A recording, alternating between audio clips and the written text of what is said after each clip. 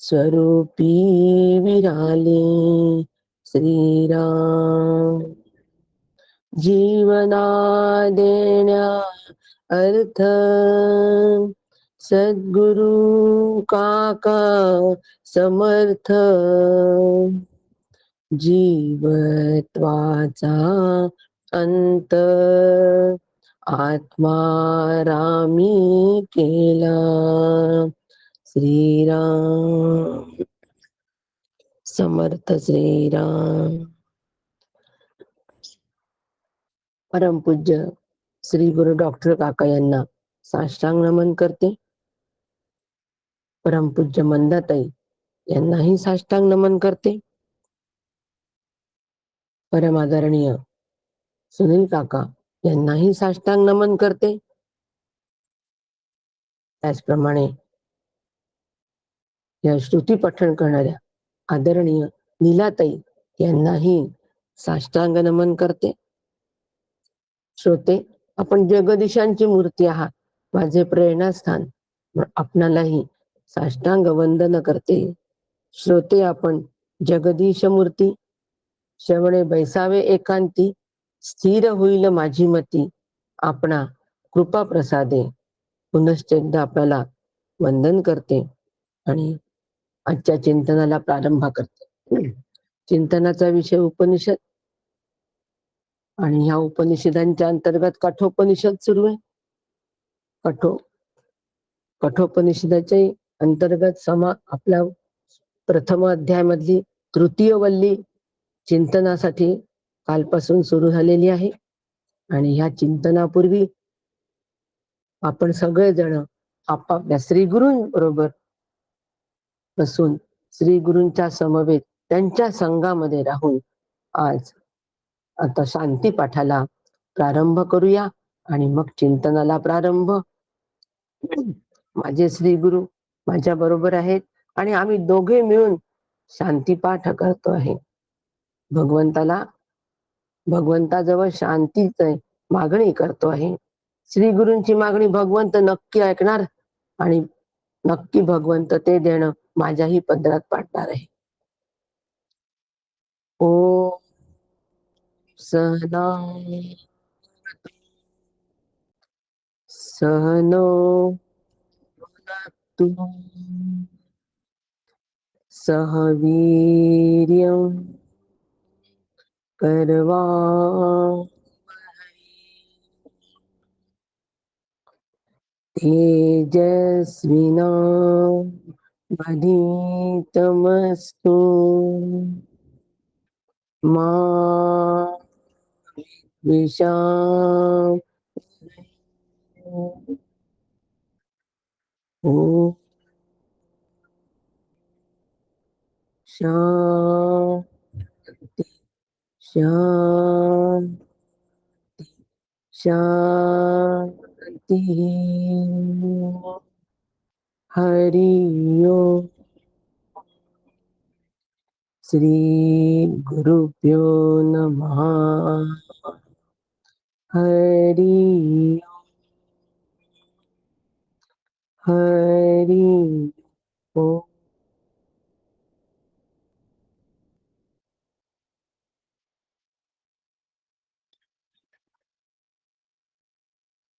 ज्ञानामध्ये तेजस्विता आणि ज्ञानामध्ये सामर्थ्य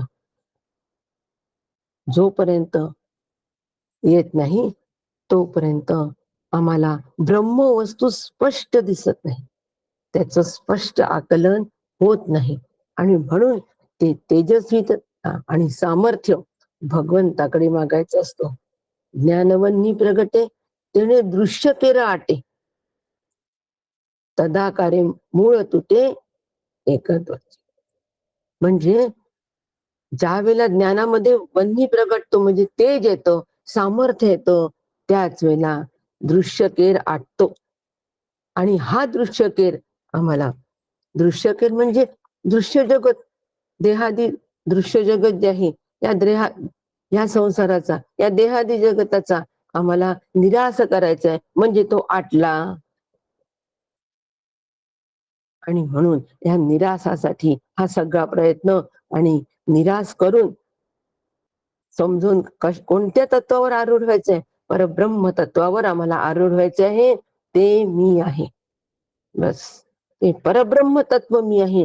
हा सगळा श्रुतींचा खटाटोप, वेदांताचा अंतिम निर्णय, वेदांत डिमडिमा. हा डिमडिमा, या डिमडिमा मला सुद्धा, या डिमडिमा मला पण वाजवायचा आहे, म्हणजे अनुभव रूप व्हायचा आहे. आणि म्हणून हा सगळा खटाटोप श्रुतींचा. कसं आहे ब्रह्मतत्व? निरपेक्ष व्यापक आहे. आता हे निरपेक्ष व्यापक जे आहे, हे निरपेक्ष व्यापक तत्व आमच्या म्हणजे या जीवाच्या आटोक्यामध्ये येईल का हो? अजिबात येणार नाही. आणि म्हणून मग शास्त्राने सर्वव्यापक ही संकल्पना पण मांडली आणि अल्पव्यापक ही संकल्पना मांडली. आणि ह्या सगळ्या संकल्पनेमधून आम्हाला समजून सांगतात आहे की बाबा रे, तू अल्पव्यापी नाही, तू सर्वव्यापी पण नाही, पण तू निरपेक्ष व्यापक आहे. आणि मी म्हणायचं, मी निरपेक्ष व्यापक आहे. पण निरपेक्ष व्यापक आहे हे कळण्यासाठी सर्व व्यापकता आणि अल्पव्यापकता काय आहे हे कळल्याशिवाय मी निरपेक्ष व्यापक होईल का? अजिबात होणार नाही. जोपर्यंत मी इंजिनियर आहे हे कळणार नाही समोरच्याला, तोपर्यंत मला तो नोकरी देईल का? आणि नोकरी जो देणार नाही तर आम्हाला नोकरी लागली असं आम्ही म्हणू का? म्हणजे हे कळणं गरजेचं आहे की नाही, मी निरपेक्ष व्यापक आहे कळणं, हे जाणणं महत्वाचं आहे कळण्यापेक्षा. जाणण्याला परमार्थामध्ये फार महत्व आहे, हे जाणणं महत्वाचं आहे. आणि असं निरपेक्ष व्यापक तत्व मी आहे, ते एकमेव अद्वितीय आहे, हे मला जाणायचं आहे. मग हे मला जर जाणायचं आहे तर हे कसं जाणायचं? आणि म्हणून कशाच्या माध्यमातून जाणायचं? तर मग ते जीवन, तो जाणणारा कोण आहे? कोणी जाणायचं? तर तो जाणणारा जीव आहे. आणि काय जाणायचंय? तो मला शिव जाणायचा आहे. जाणणारा जीव आणि जाणायचा तो शिव जाणायचा आहे, अशी कल्पना केलेली आहे. म्हणजे सगळ्यात पहिले लक्षात घ्या की हा मंत्र आम्ही ज्या वेळेला या मंत्राचा अभ्यास करतोय, श्रुती मंत्राचा अभ्यास करतोय, त्यावेळेला ही एक कल्पना, कल्पनेनी कल्पना आम्हाला मावळून टाकायची आहे. आणि मूळ कल्पना जी आहे, मी ब्रह्म आहे, ही पण कल्पनाच आहे. ते मी आहे, इथे स्थिर व्हायचं आहे. म्हणून त्या कल्पना साकार होण्यासाठी ही कल्पना तयार केली. कोणती? की दोन आत्मे आहेत. दोन आत्मे आहे अशी कल्पना केली आहे. एकमेव अद्वितीयच आत्मा आहे, पण दोन आहे. जणू काही हा शब्द फार महत्वाचा त्याच्यातला. जणू काही मध्ये कल्पनेचा समावेश असतो. जणू या शब्दामध्ये कल्पनेचा समावेश असतो आणि ते आम्ही स्वीकारायचं असतं. म्हणून कल्पना ही स्वीकारली आणि ह्या कल्पनेनी एक आत्मा जाणण्यासाठी आम्ही सज्ज झालेलो आहे. ऋतम पिबंतो सुकृतस्य लोके गुहा प्रविष्टो परमे परार्धे छाया तपो ब्रह्म विदो वदंती पंचाग्नयो येच त्रिणाचिकेता. ब्रह्मज्ञानी सांगतात की ह्या शरीरामध्ये बुद्धिरूपाची एक गुहा आहे, परमश्रेष्ठ अशी स्थान आहे, ती म्हणजे बुद्धी. आणि त्या बुद्धीमध्ये, ज्या ब्रह्मस्थानामध्ये राहून आपलं कर्मफळ भोगणारे दोन तत्व आहे, दोन भिन्न तत्वे आहेत की जे छाया आणि उन्हाप्रमाणे परस्पर विरुद्ध धर्माचे आहेत.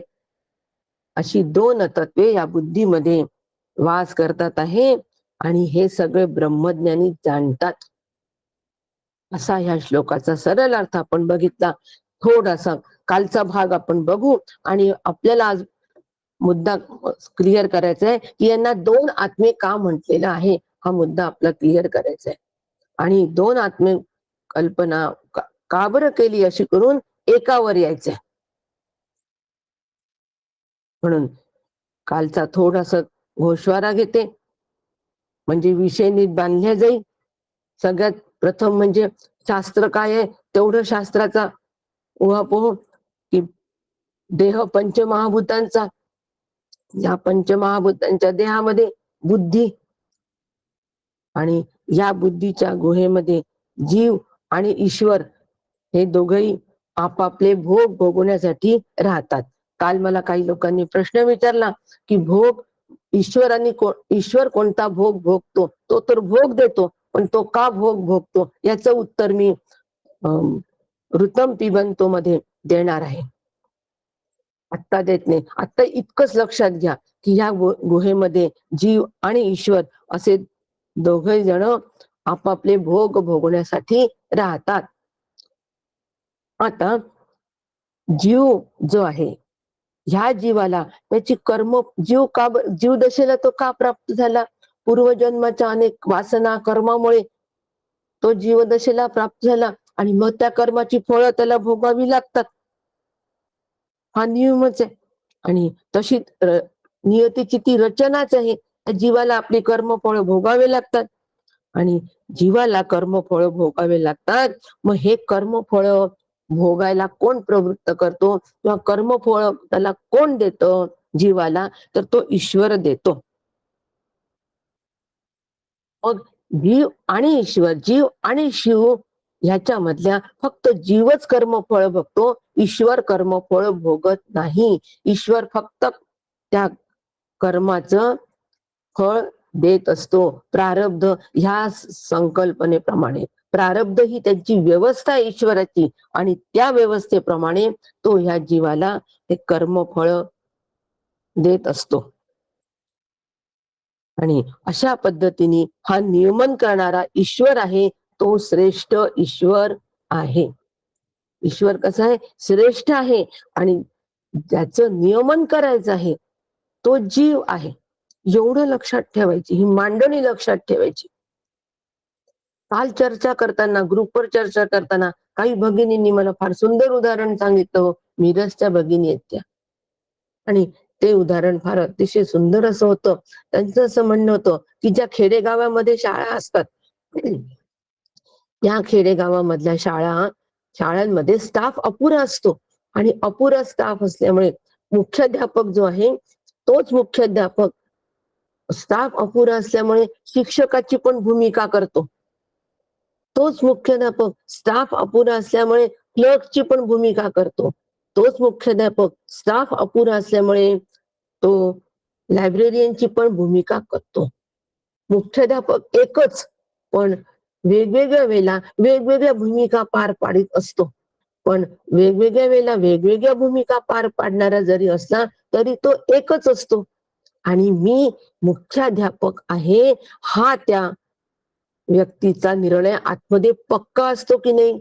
शिकवताना सुद्धा त्याला असं वाटतं का की मी शिक्षक आहे म्हणून? अजिबात वाटत नाही. मी मुख्याध्यापक आहे, फक्त मला आज शिक्षक नसल्यामुळे ही भूमिका पार पाडायची आहे.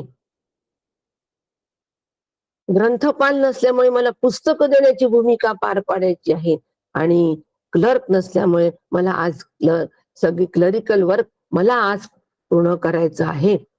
म्हणजे मुख्याध्यापक एकच असतात, व्यक्ती एकच असते, पण वेगवेगळ्या वेळेला वेगवेगळी भूमिका तयार करत असतं. परंतु भूमिका पार पाडत असताना मी मुख्याध्यापक आहे हा आतमध्ये निर्णय पक्का असतो.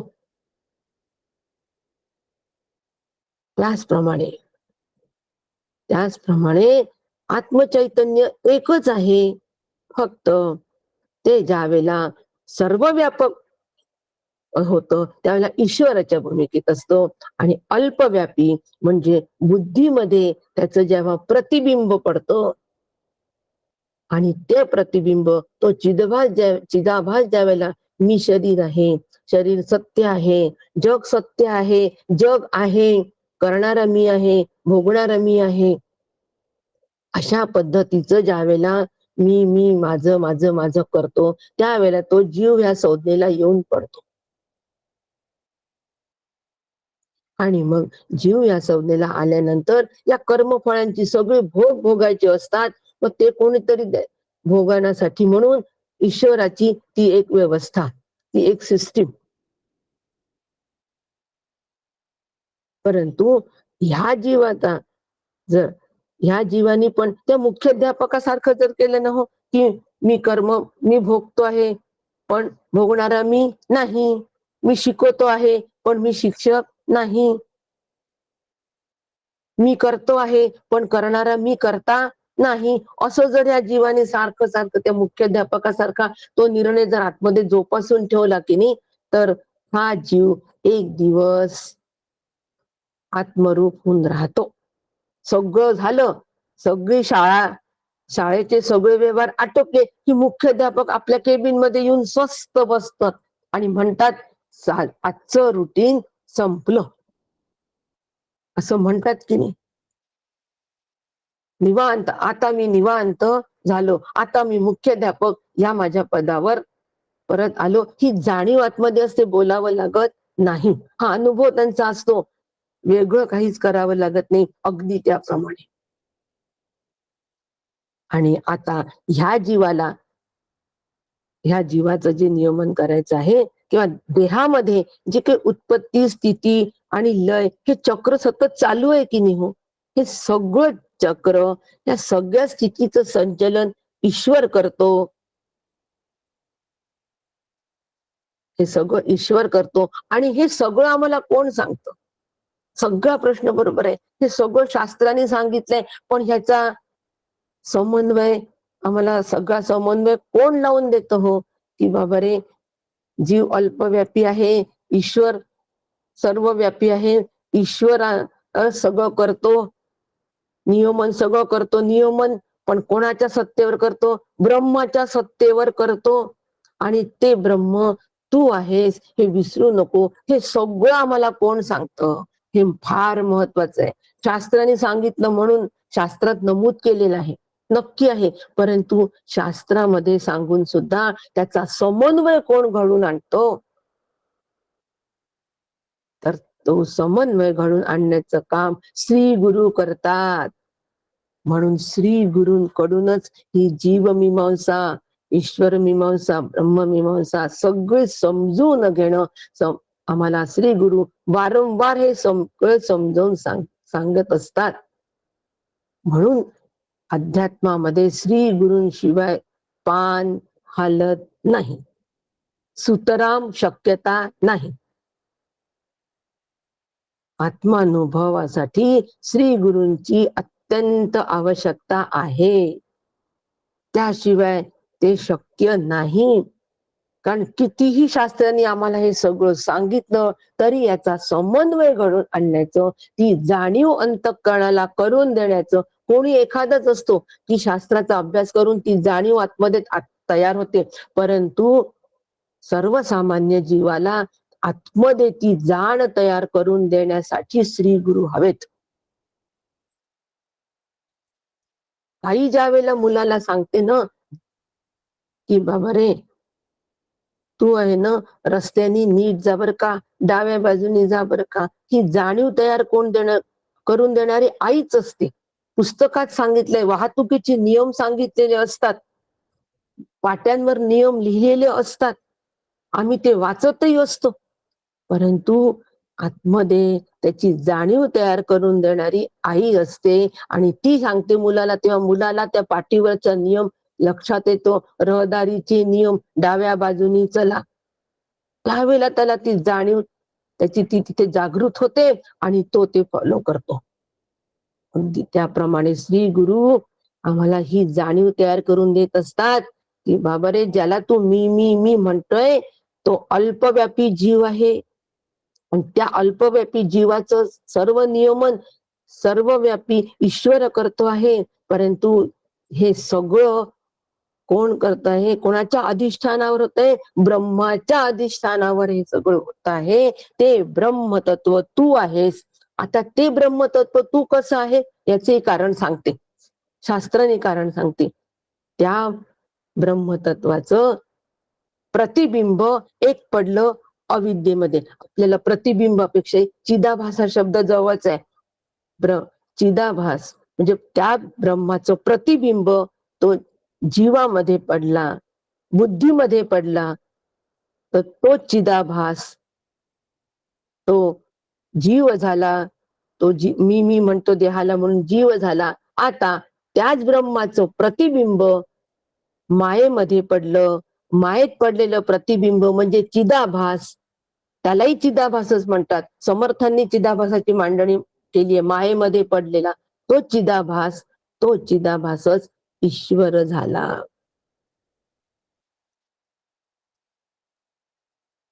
प्रतिबिंब बिंब एकच, त्या बिंबाचं प्रतिबिंब दोन ठिकाणी पडलं. सूर्याचं प्रतिबिंब, सूर्य एकच, बादल्या अनेक ठिकाणी भरून ठेवल्यात, पाण्याच्या प्रत्येक बादलीमध्ये ते प्रतिबिंब पडलं. हो, सूर्य एकच आहे की नाही. आणि म्हणून श्री गुरु सांगतात की मायेत पडलेलं प्रतिबिंब, बुद्धीत पडलेलं प्रतिबिंब हे मूळचं बिंबापासून आलेलं आहे. आणि म्हणून तू बिंब रूप आहे. तू स्वतःला प्रतिबिंब समजू नकोस.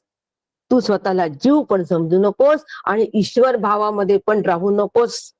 म्हणजे सर्वज्ञ झालो की वाटतं आम्ही ईश्वर झालो, दुसऱ्यांच्या मनातलं ओळखलं, तसं पण नाही. दुसऱ्यांच्या मनातलं ओळखलं, सर्वज्ञ जरी झालो तरी तिथपर्यंत आमचा प्रवास नाही, त्याच्या पुढे प्रवास आहे. शास्त्रीय दृष्ट्या सुद्धा सगळं स्पष्ट मांडलेलं आहे. आणि हे सांगणारे फक्त श्री गुरु असतात. म्हणून ब्रह्म सर्वांचे प्रकाशक मान्य आम्हाला. नाथांची फार सुंदर उभी आहे, एकदम क्लिअर होती ही कन्सेप्ट. ब्रह्म सर्वांचे प्रकाशक, ब्रह्म सगळ्यांचं प्रकाशक आहे. सगळ्यांचं प्रकाशन ब्रह्म करतो. परंतु ब्रह्म प्रकाशक आहे, सगळ्याचं प्रकाशन ब्रह्मतत्व करतो. त्याच्या अधिष्ठानावर प्रकाशन होतं. ही मांडणी बरोबर आहे. ब्रह्म प्रकाशक होतो म्हटलं तर आपण सगळे म्हणाल की तो करताय का, पण त्याच्या अधिष्ठानावर जर सगळं प्रकाश होत, तर मग सद्गुरु तयाचाही प्रकाशक. श्री गुरु ब्रह्माचेही प्रकाशक आहे, कारण ब्रह्माच्या प्रकाशनावर हे सगळं प्रकाशन होतं. हे ही जाणीव आम्हाला श्री गुरु देत असतात. म्हणून ते ब्रह्माचाही प्रकाशक आहे, तयांचाही प्रकाशक. सद्गुरु तयांचाही प्रकाशक. एक गुरुहून अधिक नाही आणिक पूज्यते. काय नाथांनी उभी केली आहे. आणि म्हणून श्री गुरूंपेक्षा पूज्य दुसरं काहीच असू शकत नाही. काहीच असू शकत नाही. फक्त श्री गुरुच पूज्यत्वाचा विषय, श्री गुरुच प्रेमाचा विषय, श्री गुरुच गोड तत्व, श्री गुरुच. कारण त्यांनीच ही जाण आम्हाला दिली असल्यामुळे आम्हाला ईश्वर कळलाय. त्यांनीच ही जाणीव अंतःकरणात दिल्यामुळेच आम्हाला जीवाचं स्वरूप कळलं आहे आणि ब्रह्म प्रकाशक आहे. हे पण त्यांनी सांगितल्यामुळे. सांगितलंच नसतं तर कळलं असतं का? आई तुम्हाला सांगितलंच नाही डाव्या बाजूनी जायचं, मला कसं कळेल? अरे बाबा, पाट्या लागल्या होत्या, पुस्तकामध्ये तुझ्या नियम दिले. अगं आई, पण ते लक्षात नाही आलं, ते हायलाइट नाही झालं. तू सांगितल्यामुळे ते हायलाइट झालं ग. श्री गुरु ज्या वेळेला ही जाण तयार करतात ना, तेव्हा ते हायलाइट व्हायला पाहिजे. आणि असं आम्हाला आज या ठिकाणी श्री गुरु सांगतात आहे की निरपेक्ष व्यापक तत्व तू आहे. जीव करता आहे.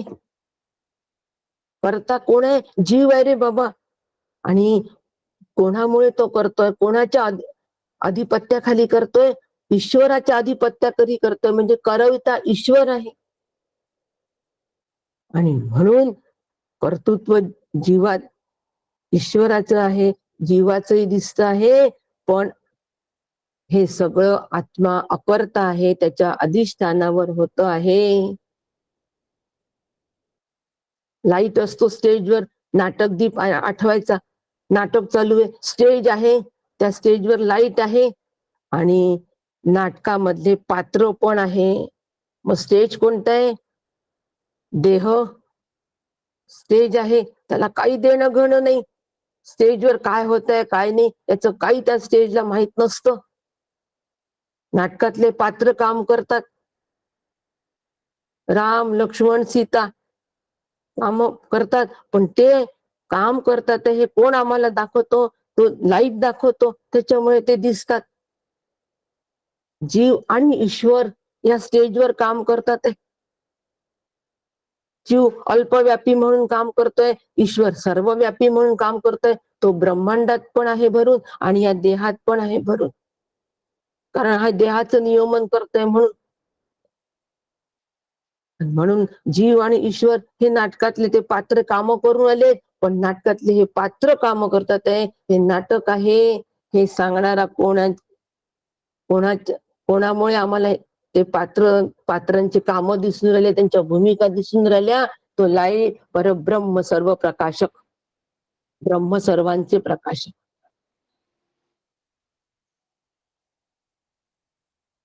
आणि डायरेक्टर कोण आहे? हो, नाटक बसवलं हे ते सगळ्याचा समन्वय कोणी लावून दिला? या सगळ्यांना एकत्र सगळा समन्वय कोणी लावून दिला?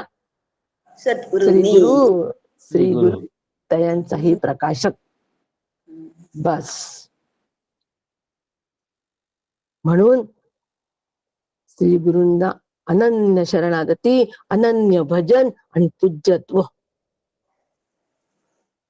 म्हणून श्री गुरु आणि म्हणून ह्या हृदयाकाशामध्ये जीव आणि ईश्वर राहतात. असे राहतात. मग आता हे यांचे परस्पर गुणधर्म ऊन आणि सावली सारखे, ऊन आणि सावली जसं परस्पर विरुद्ध असतात ना, त्यासारखं राहतात. पण राहतात एकाच ठिकाणी की नाही? हो, हे मग काकांनी फार सुंदर दृष्टांत दिला या ठिकाणी. जीव आणि ईश्वर एकाच ठिकाणी राहतात, पण दोन विरुद्ध धर्माचे राहतात. तर त्याच्यासाठी काकांनी फार सुंदर दृष्टांत दिलाय. बंदी शाळे माझी बंदी, तेथेची शिपाईची बंदी, दोन्ही म्हणू नये कैदी, तैसेची जाणा. एकाच तुरुंगाच्या आवारामध्ये कैदी पण राहतो आणि शिपाई पण राहतो. दोन विरुद्ध धर्माचे आहेत ना. एकानी गुन्हा केला म्हणून त्याला कैदी म्हणतात, आणि त्याच्यावर लक्ष ठेवायला हा गुन्हेगार नाहीये, लक्ष ठेवायला म्हणून शिपाई असतो. दोन्ही एकाच ठिकाणी राहतात, पण दोघांचेही गुणधर्म कसे वेगवेगळे आहेत. अगदी त्याप्रमाणे जीव आणि ईश्वर हे जरी या हृदयाकाशामध्ये राहत असले, त्यांची वस्ती असली तरी ते परस्परांच्या विरुद्ध धर्माचे आहेत. एक भोगणारा आहे आणि एक न भोगणारा आहे. जीव भोगतो, ईश्वर त्याला भोग देतो, ईश्वर भोगत नाही. आणि हे कोण जाणतो? हे ब्रह्मज्ञानी जाणतात. म्हणून कल्पना काय केलीये? बुद्धीमध्ये जणू दोन आत्म्यांनी प्रवेश केला. कशासाठी जणू हा शब्द वापरला? आम्हाला समजावं म्हणून. जणू काही यामध्ये कल्पना अनिश्चित असते. जणू काही तो माझ्या भावासारखा दिसतो. भाऊ आहे का? हो, नाही. जणू काही कल्पना केली मी त्याच्यामध्ये की हा माझ्या भावासारखा दिसतो. तसा एक आत्मा जो आहे तो संसाराची फळं भोगणार आहे, आणि दुसरा आत्मा हा असंसारी आहे. मग आता असंसारी आहे आणि फळं भोगणारा, त्याला फळ देणारा कोण आहे? कर्तुराज्ञया प्राप्यते फलम. ईश्वराच्या आज्ञेने मनुष्याला कर्माचे फळ प्राप्त होत. मग आता असं जर आहे तर या ठिकाणी ऋतम पिबंतो सुकृतस्य लोके असं म्हटलंय, म्हणजे द्विवचन का वापरलंय? मग आता ऋतन पिबंतो सुकृतस्य लोके याचा अर्थही आपल्याला माहित असायला हवा की नाही? ऋतम म्हणजे काय, लोकन ते म्हणजे काय, हे कळल्याशिवाय आम्हाला याचा पुढचा अर्थ माहित होणे नाही. मग आता ऋतम पिबंतो सुकृतस्य लोके याचा अर्थ काय होतो? लोके. पहिले लोक, लोके म्हणजे लोक. लोक कशाला म्हणतात? लोक्यते इति लोकः. म्हणजे काय? लोक्यते ती लोक म्हणजे जे सगळ्यांना दिसतात, म्हणजे जे दृश्य आहे त्यांना लोक असं म्हणतात. आज प्रवचनाला खूप लोक आले होते. भजनाला कमी लोक होते. आता म्हणजे हे सगळं दृश्य स्वरूपामध्ये असतात की नाही, देह दृश्य स्वरूपामध्ये आहे की नाही, म्हणून यांना लोक असं म्हणतात. शरीर दृश्य आहे म्हणून शरीराला लोक म्हणतात. आणि आता सुकृत सुकृतस्य सुकृतस्य म्हणजे कर्म. सुकृतस्य म्हणजे कर्म. ऋतम म्हणजे फल. ऋतम म्हणजे फल आणि पिबंतो म्हणजे पिणारा, म्हणजे भोग घेणारा. पिबंतो म्हणजे पिणारा, पिणारा म्हणजे भोग घेणार. पिणं हा भोग आहे की नाही, म्हणून आपण म्हणायचं भोग घेणारा. म्हणजे ह्या शरीरामध्ये,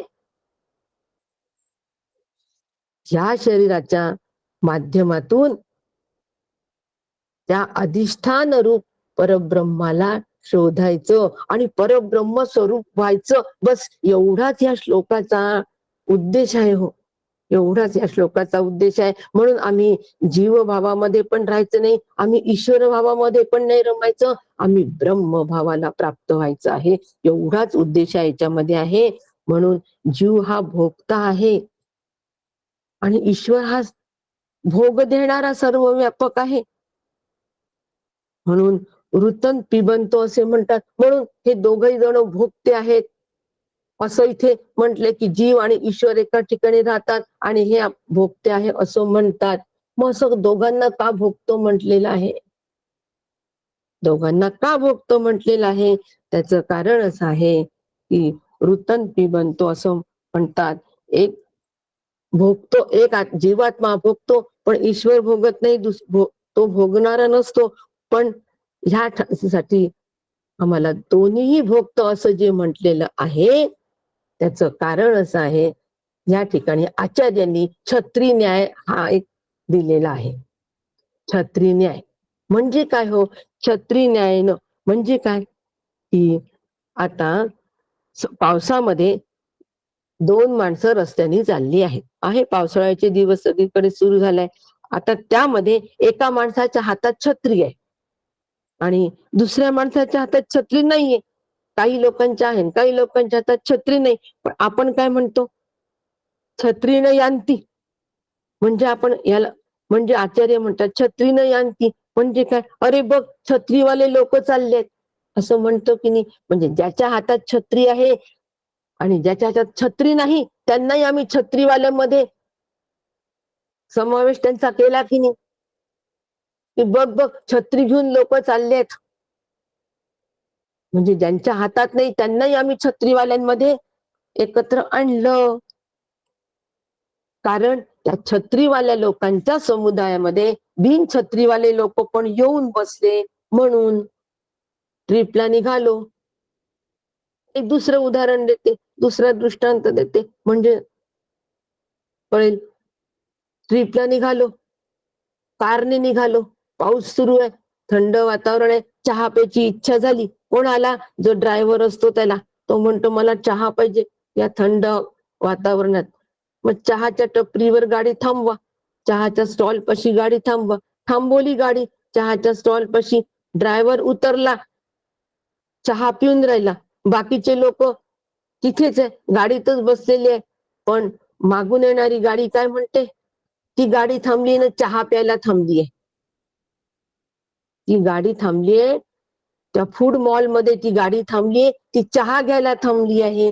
खरंच का सगळे चहा घेत असतात? आतमध्ये तर सगळे बिन चहाचेच निर्व्यसनीच लोक, चहाचा स्वादही माहित नाही हो.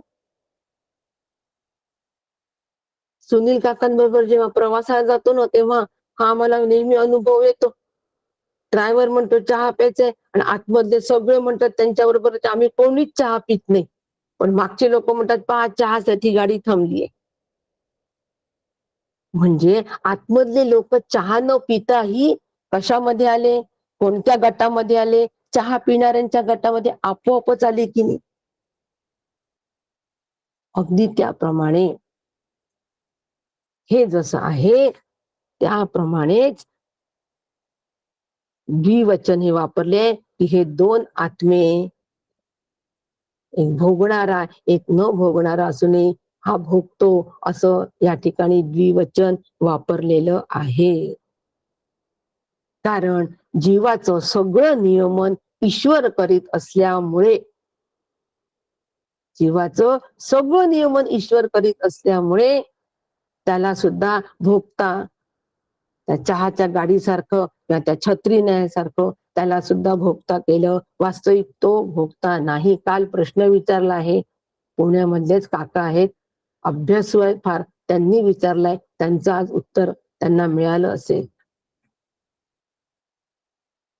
आणि ह्या नजीकचा संबंध असल्यामुळे ऋतम पिबंतो अशा पद्धतीचं द्विवचन वापरलेलं आहे. दोन आत्मे नाही, आत्मा एकच आहे.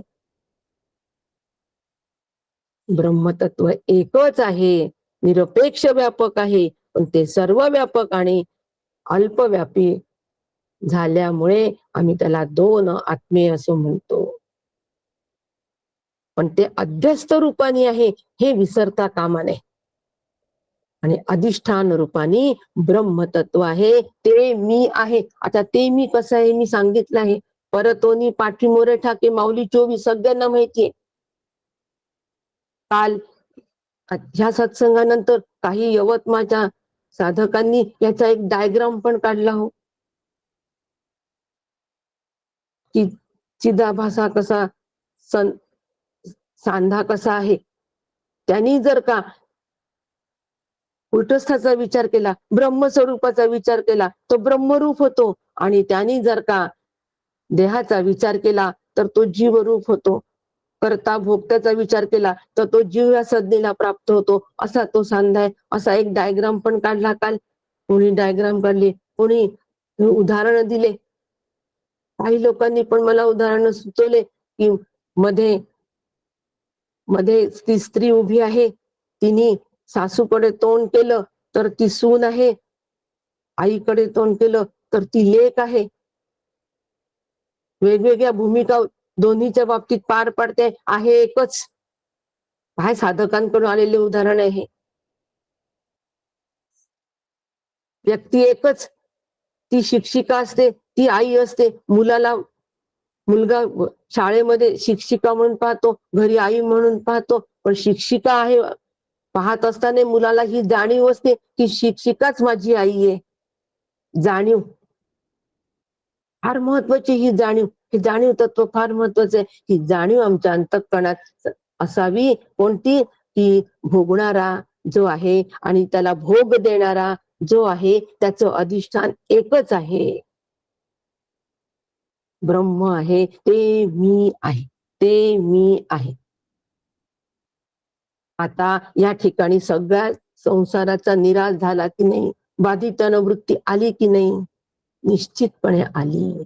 आणि ही जाण देणारे श्री गुरु असतात, त्यांच्याशिवाय ही जाण येऊ शकत नाही.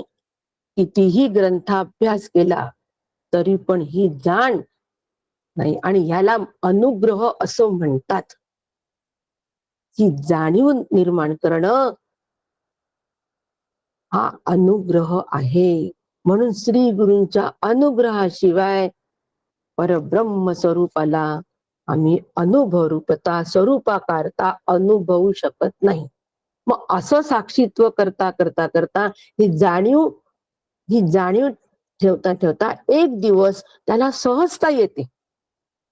त्या ज्ञानाला सहजता येते. सुरुवातीला हे मुद्दाम करावं लागतं, मग त्याला सहजता येते. आणि सहजता आल्यानंतर जाणीव नेणीव भगवंती नाही, जाणीव पण नाही, नेणिवेचा पण प्रांत नाही. फक्त आहे या तत्वावर आम्ही आरूढ झालेलो असतो. त्या ठिकाणी जाणीवेचा लेश सुद्धा नाही, वृत्ती लेश सुद्धा नाही.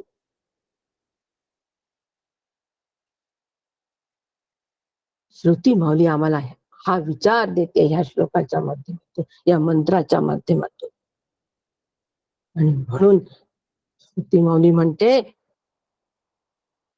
की बुद्धीच्या गुहेमध्ये जो प्रवेश केलाय ना या दोन आत्म्यांनी, मग आचार्य असं म्हणतात या ठिकाणी की आम्ही एक आत्मा भोगतो आणि एक आत्मा भोगत नाही, अशी मांडणी आपण केली की नाही.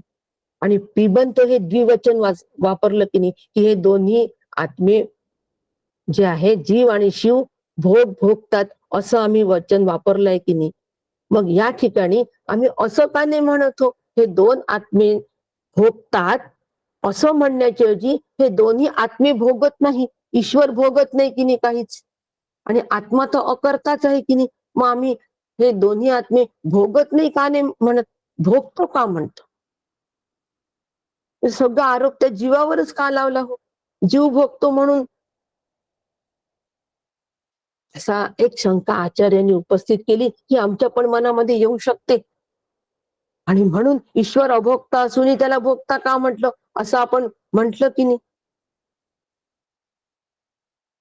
मग त्याचं कारण असं आहे की आचार्य या ठिकाणी असं स्पष्ट करतात की आपल्या अनुभवाला काय येत आहे, सर्वसामान्यांच्या अनुभवाला कोणता आत्मा अनुभवाला येतोय, जीवात्मा अनुभवाला येतोय. जीवात्म्याचा आम्हाला अनुभव आहे आणि तो जीवात्मा भोगणार आहे, हा आमचा अनुभव आहे. म्हणून आम्ही जो अभोक्ता आहे, जो अकर्ता आत्मा आहे, ब्रह्मस्वरूप जे अकर्ता आहे, अभोक्ता आहे, ह्याचा आम्ही विचार आम्हाला कधीच करणं शक्य नाही. कधीच हा विचार आम्हाला करणं शक्य नाही. आणि म्हणून आम्ही हे दोन्ही आत्मे भोगतो. आम्ही भोगण्यावर जास्ती भर दिला पहिले की हे दोन आत्मे भोगतात, दोन आत्मे भोगतात.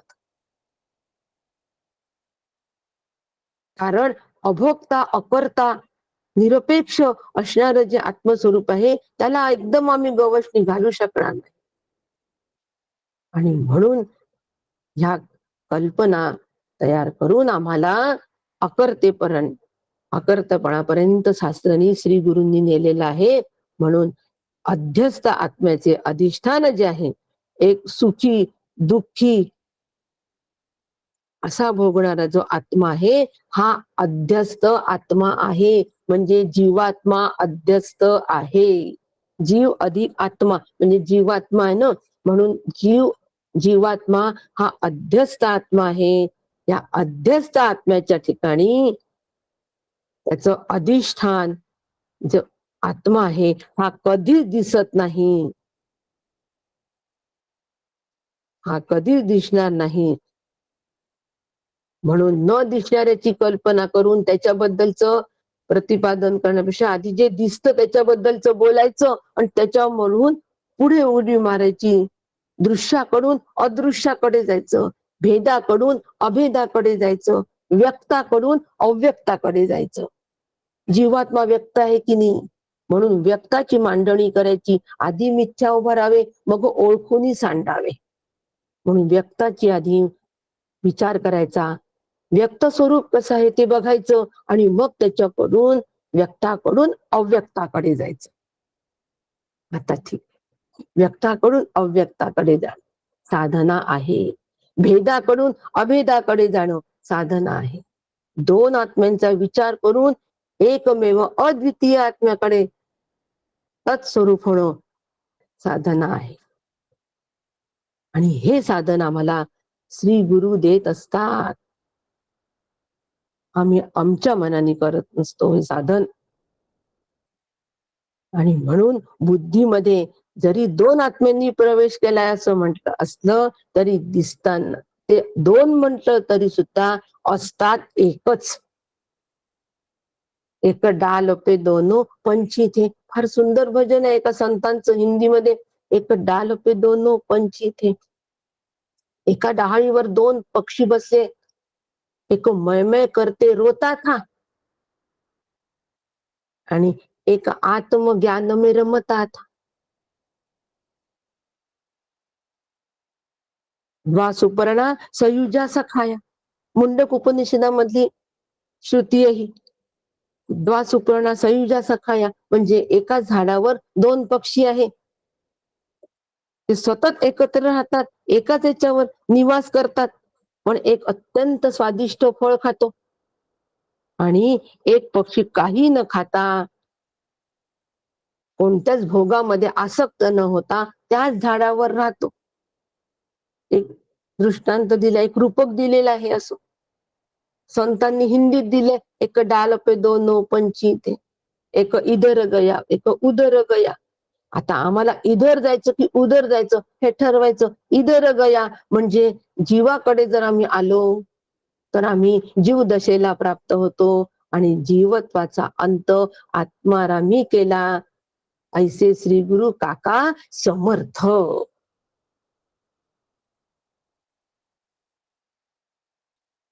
आणि म्हणून जीवत्वाचा अंत आत्मारामी करणारे श्री गुरु समर्थ आहे. एक इधर गया गेला असेल तर संपला आणि एक उधर गया जर झाला तर जीवत्वाचा अंत होतो, आत्मारामाला तो प्राप्त होतो. कुठे जायचं हे ठरवा, ते स्वातंत्र्य आम्हाला आहे.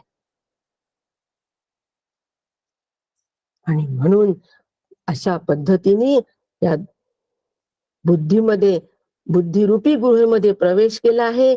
या चैतन्याने शरीरामध्ये, शरीरामधील अंतःकरण उपाधीमध्ये चिद्बिंब स्वरूपाने प्रवेश केला आणि तेथेच बिंबस्थानीय सूर्य आणि प्रतिबिंब हे दोघेही अत्यंत विलक्षण स्वरूपाचे आहे. हे परत श्रुती आम्हाला सांगते आहे, हे विलक्षण स्वरूपाचे म्हणजे एका लक्षणाची दुसऱ्या लक्षणाची जुळणारे नाहीत. काय विलक्षण कार्टाय होय असं म्हणतो की माया सतासत विलक्षण म्हणतो की नाही, म्हणजे सतशी पण जुळणारी नाही, असतशी पण जुळणारी नाही, विलक्षण लक्षणाच्या विरुद्ध असलेले. असा जीव आणि आत्मा यांचं एकमेकांशी कुठेही साम्य नाही, कुठेही लक्षण जुळत नाही, परंतु ते आहेत.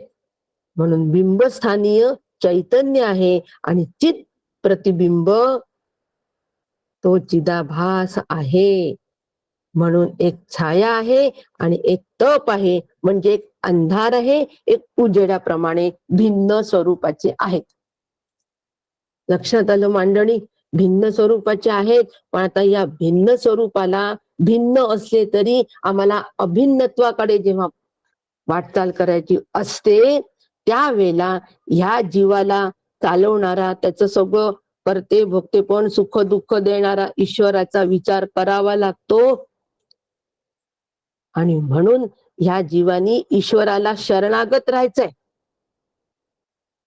आणि शरणागत राहून म्हणजे शरणागत व्हायचं म्हणजे सकल करणे जगदीशांचे, माझं काहीच करणं नाही, याला शरणागती असं म्हणतात. हे असं कसं झालं त्याला माहित, याला शरणागती असं म्हणतात. आणि असं त्या ईश्वराला शरण राहून हे मध्ये जे ईश्वर तत्व जे आहे सर्वव्यापी हे जाणून समजून घेऊन त्याला शरण राहून मी अकर्ता या भूमिकेमध्ये राहायचं आहे. आता भिन्नत्वाकडून आम्ही अभिन्नत्वाकडे गेलो. म्हणून हे चित प्रतिबिंब कसं आहे, चिदाभास जीव कसा आहे, सोपाधिक आहे. हा जीव कसा आहे, सावयव आहे, कर्ता भोक्ता आहे, विकारयुक्त आहे, मिथ्या आहे, अध्यस्त आहे, संसारी आहे. आणि उतस्थ चैतन्य कसं आहे, निरुपाधिक आहे, निरवय आहे, अभोक्ता आहे, अविकारी आहे, अमर्त्य आहे, सत्य आहे आणि असंसारी आहे. असंसारी आहे. आणि हे ब्रह्मज्ञानी पुरुष या दोघांचंही स्वरूप जाणतात आणि जाणल्यामुळे ते आम्हाला ती जाणीव ते आम्हाला आमच्यात निर्माण करतात. ब्रह्मज्ञानी कोण हो, सद्गुरु तयाचाही प्रकाशक. एवं गुरुहुनी अधिक नाही आणि पूज्यत्वे. बस अशा प्रकारचं ह्या श्लोकाचं संपूर्ण स्पष्टीकरण आहे. अधिष्ठान दृष्टी देणारं, अधिष्ठानाकडे घेऊन जाणार. म्हणून संसारी जीव जो आहे दोन मार्गाचे आणि श्रेयस आणि प्रेयस असे दोन मार्ग आम्हाला सांगितलेले आहे. पण प्रेयस मार्गाने जर आम्ही गेलो तर दुःखी आणि जन्म मृत्यू युक्त होतो आणि श्रेयस मार्गाने गेलो तर संसार सागरातून मुक्त होतो. म्हणून या दोन आत्म्यांचा विचार करून आम्हाला श्रेयसाचा विचार करायचा आहे. इथे थांबून चालणार नाही. जीव भावामध्ये पण थांबून चालणार नाही, ईश्वर भावामध्ये पण थांबून चालणार नाही. त्या दोन्हीच्या अधिष्ठानाकडे अधिष्ठान दृष्टी विकसित करून आम्हाला ह्या संसार सागरातून मुक्त व्हायचं आहे. आणि ह्यासाठी त्या दोन्ही मार्गाचे जे अधिकारी आहे, दोन्ही मार्गाचे अधिकारी म्हणजे श्रेयस आणि प्रेयस मार्गाचे अधिकारी, यांचं फळ भिन्न, साधन भिन्न. आणि ह्याच सगळं स्पष्ट करण्यासाठी सर्वांगीण विचार या वल्लीमध्ये केलेला आहे की जेणेकरून साधकांनी श्रेयस मार्गच घ्यावा, चुकून प्रेयसाकडे जाऊ नये. चुकून अपरब्रह्माकडे ची उपासना आमच्याकडून होऊ नये, परब्रह्माचीच उपासना व्हावी असा ह्या तिसऱ्या वल्लीचा उद्देश आहे सगळ्यात महत्वाचा. म्हणून अत्यंत बारकाव्यानिशी सांगून राहिले, म्हणून रथाचं रूपक दिलेलं आहे. आणि म्हणून पुढचा श्लोक श्रुतीने या ठिकाणी सांगितलेलं आहे की स सेतुरी जानानाम अक्षरम ब्रह्म यत परम अभयम तिथी शर्ता पारम नचिकेतः शके. म्हणजे यजन करणाऱ्यांना जे परब्रह्म सेतू प्रमाणे आहे ते नचिकेताग्नीचे त्यामुळे अनुष्ठान करू शकू. आणि संसाराला पार करून जाण्याची इच्छा करणाऱ्यांना ते परब्रह्म निर्भय स्थान आहे. ते परब्रह्म निर्भय स्थान आहे. म्हणजे ह्या मंत्राचा अर्थ असा होतो की सेतू असतो म्हणजे पूल असतो, एका तीरावरून दुसऱ्या तीराकडे जाण्यासाठी ते साधन असतो. तर जे प्रेयसाचा विचार करतात म्हणजे जे अविद्यामध्ये असतात, अविद्येमध्ये जे लोक असतात, अविद्येचा पुरस्कार करतात, प्रेयसाचा विचार करतात, ते काय करतात, ते वैदिक कर्म ईशामध्ये झालंय आपलं सगळं, विद्या विद्या सगळं पूर्ण झालंय आणि याच्यात पण आलेलं आहे, याच्यात थोडक्यात आलंय पण ईशामध्ये कंप्लीट झालंय म्हणून मागे आता जाणं नाही. परंतु अपरब्रह्माची जी उपासना आहे म्हणजे स्वर्ग प्राप्तीची जी उपासना आहे, ह्या स्वर्ग प्राप्तीच्या उपासनेसाठी नित्य नैमित्तिक यज्ञ यागादी कर्म करणारे जे कर्मठ आहे यांना सुद्धा हा नचिकेताग्नी साधना जी आहे ही सेतू सारखी आहे. अपरब्रह्म प्राप्तीसाठी म्हणजे स्वर्ग प्राप्तीसाठी सुद्धा हे जे साधन आहे, हे नचिकेता हे साधन आहे, हे त्यांना त्या ब्रह्माची प्राप्ती करून देतं. एवढंच लक्षात ठेवा. जास्ती लक्षात ठेवायचं कारण नाही, कारण हा आपला विषय नाहीये.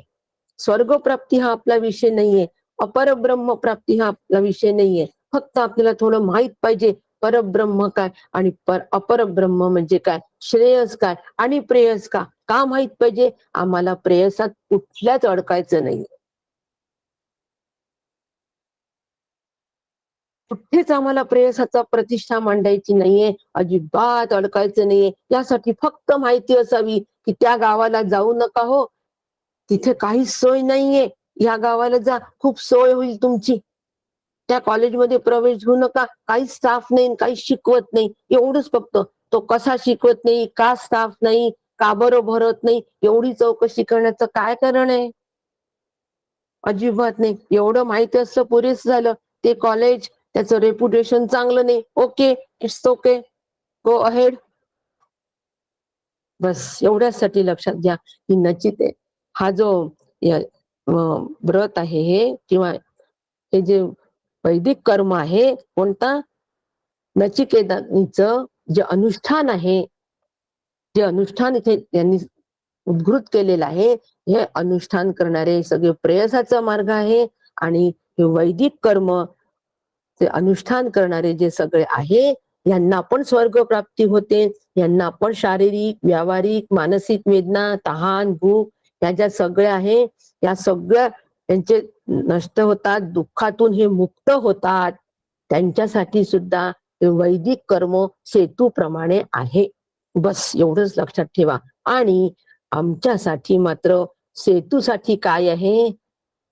आमच्यासाठी सेतू कोणता आहे? साधकासाठी सेतू कोणता आहे? श्रेयस मार्गाचा, श्रेयस मार्गाच्या मार्गाने चालणाऱ्यांसाठी सेतू कोणता आहे?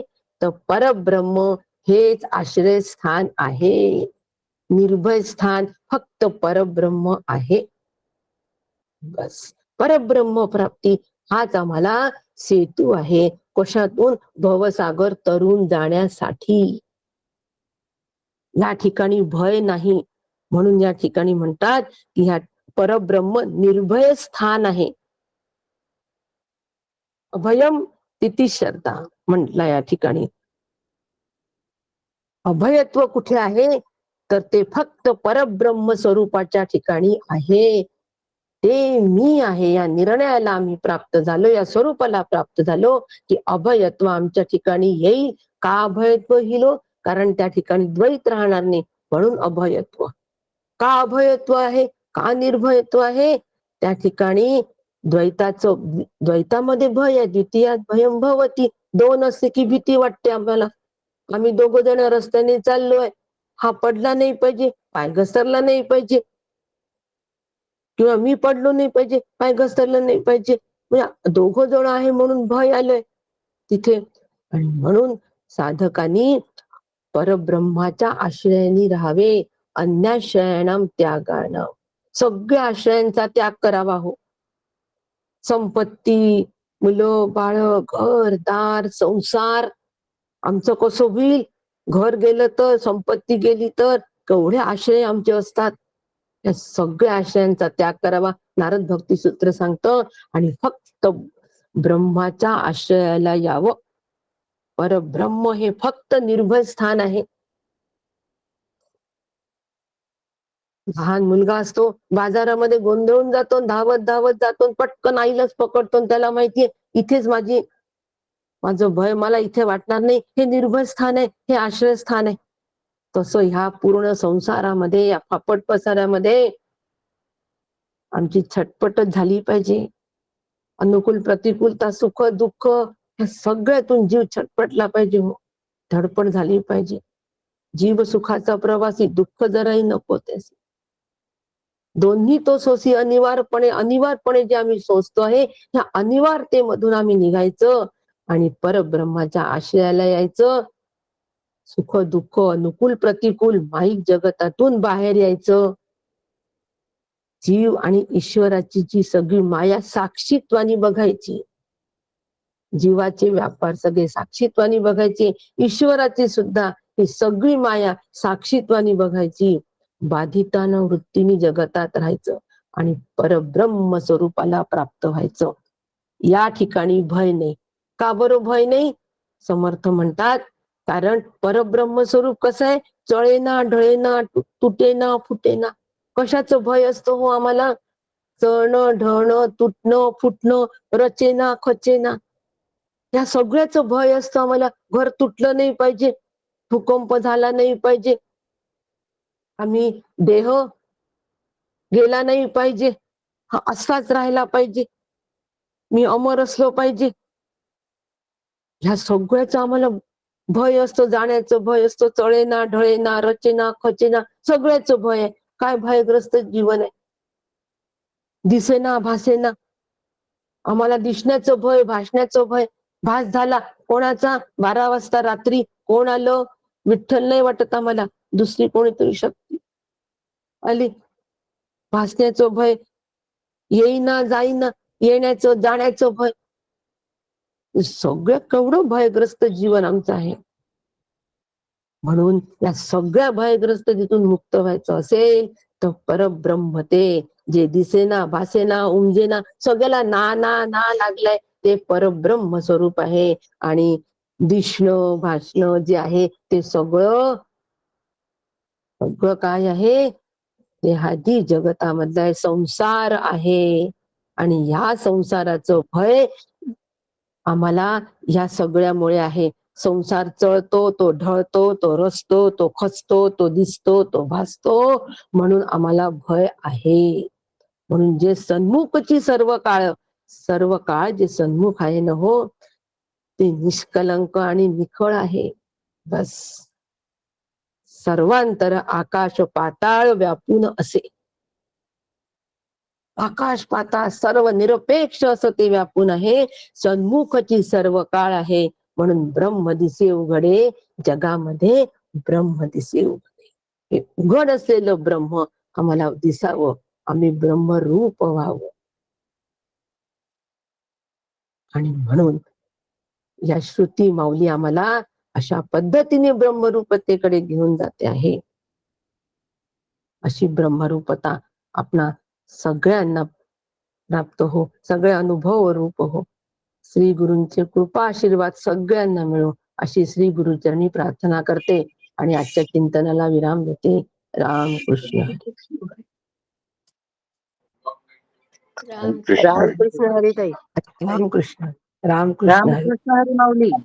रामकृष्ण हरी वासंती ताई. रामकृष्ण हरी. रामकृष्ण हरी काकू.